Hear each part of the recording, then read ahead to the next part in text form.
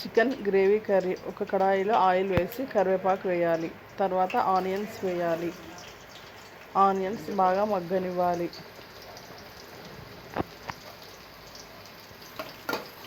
Onions బాగా మగ్గిన తర్వాత అల్లం, ఎల్లిపాయ, పచ్చిమిరపకాయలు వేయాలి.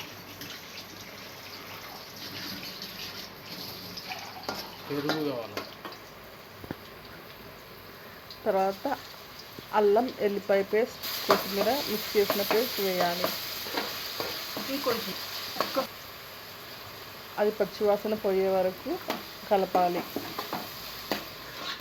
తర్వాత చికెన్ వేయాలి. శుభ్రంగా కడిగి పెట్టుకున్న చికెన్ని వేయాలి. తర్వాత తగినంత కారం వేయాలి.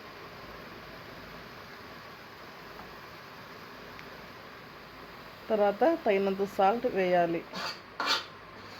వేసి కలపాలి.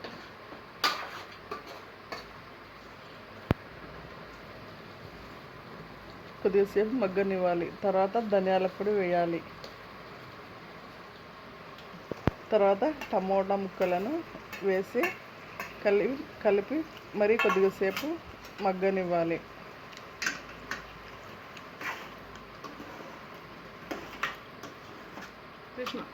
తర్వాత నిమ్మకాయ రసంని వేసి కొంచెం కలపాలి. తర్వాత తగినన్ని వాటర్ వేయాలి. గ్రేవీ కాబట్టి కొంచెం తగినన్ని వాటర్ వేసుకొని ఉడకనివ్వాలి.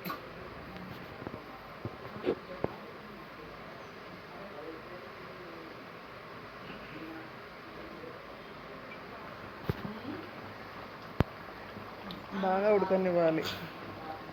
తగినంత కొబ్బరి వేసుకోవాలి. తర్వాత చికెన్ మసాలా వేయాలి. అంతే.